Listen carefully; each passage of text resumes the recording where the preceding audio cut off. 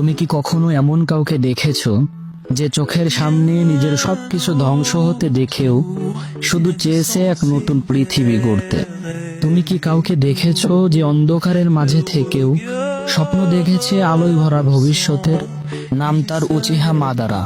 সে কোনো ভিলেন ছিল না, সে ছিল শান্তির জন্য গড়ে ওঠা এক ঝড়। মাদারা জন্ম নিয়েছিল এক অভিশপ্ত যুগে, যেখানে শিশুরা জন্ম নিত তরবারির নিচে আর মানুষ চোখ ভরা পানি নিয়ে ঘুমাতে যেত। তাকে কেউ শেখায়নি কিভাবে ভালোবাসতে হয়, তাকে শেখানো হয়েছিল বেঁচে থাকতে হলে আগে মরতে হয় বা মারতে হয়। মাদারা মাত্র কয়েক বছরের মধ্যেই তার 4 ভাইকে হারায়। তখনও তার চোখে কান্না ছিল না, তখন সে শুধু প্রশ্ন করেছিল তার নিজের কাছেই, এই পৃথিবী কি সত্যি বসবাস করার জন্য? তবে সৃষ্টিকর্তারও একটা নিয়ম আছে। একদিন সে দেখা পেল হাসিরামার 2 শত্রু গোত্রের 2 সন্তান, কিন্তু হৃদয় একই রকম ক্লান্ত।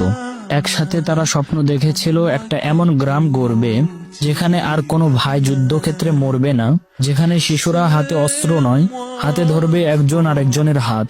কিন্তু বাস্তবতা বলে ইতিহাস রচনা করা কি এতই সোজা? হাসিরাম হয়ে উঠল হোকাগে। গ্রাম তৈরি হলো, সবাই বলল শান্তি এসেছে, কিন্তু মাদারা দেখলো শান্তির নাম করে উচিহারা একে একে হারিয়ে যাচ্ছে। ক্ষমতা থেকে তাদেরকে সরানো হচ্ছে, আড়ালে চলছে বিশ্বাসঘাতকতা। তখনও সে বুঝে গেল এই পৃথিবীতে শান্তি খোঁজা এক পাগলামি। মানুষ নিজের স্বার্থে সবকিছু শান্তি বলে চালিয়ে দেয়। তাই সে তৈরি করলো এক বিকল্প ব্যবস্থা, ইনফিনিট সুকুয়ুমি, একটা স্বপ্নের জগৎ যেখানে কেউ আর কষ্ট পাবে না, কেউ আর ঠকবে না। কিন্তু সেই শান্তি ছিল বাস্তব থেকে পালিয়ে বাঁচা। তুমি জানো ভয় কাকে বলে? ভয় মানে মাদারা একা দাঁড়িয়ে আছে আর হাজারো শিনবি কাঁপছে। সে ছিল এমন এক মানুষ যার চেহারায় ছিল মৃত্যুর ছাপ, কিন্তু হৃদয়ে ছিল শান্তির নকশা। কিন্তু সেই শান্তি ছিল ভয়ঙ্কর। মাদারার চোখ শুধু একটা কথাই বলে, আমি যুদ্ধ করতে আসিনি, আমি শেষ করতে এসেছি যুদ্ধকে।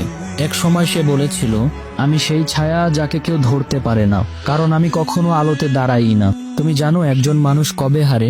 যখন তার চোখে পানি আসে, কিন্তু সে তা কাউকে দেখাতে পারে না। মাদারা হেরেছিল না শক্তিতে না, সে হেরে গিয়েছিল ভালোবাসার কাছে। মাদারা শেষ নিঃশ্বাসে স্বীকার করেছিল, তোমরাই ঠিক ছিলে। আমি শুধু চেয়েছিলাম এমন এক জগৎ তৈরি করতে যেখানে আমার ছোট ভাইগুলো মরবে না, তারা আবার হাসবে। কিন্তু আমি ভুল পথ বেছে নিয়েছিলাম। মাদারা উচিহা আমাদেরকে শিখিয়ে যায়, পৃথিবীতে সবচেয়ে বিপজ্জনক মানুষ সেই ব্যক্তি যে কাঁদে না, শুধু ভাবতে থাকে। ভিলেনদের জন্ম হয় না, তাদের তৈরি করা হয়। সবচেয়ে কঠোর চোখের পিছনেও এমন এক কষ্টদায়ক ইতিহাস থাকে যা কেউ কখনো জানেই না। সে হারেনি, সে শুধু বুঝে গিয়েছিল এই দুনিয়াকে বদলাতে হলে শান্তি না, দরকার ভালোবাসার সাহস।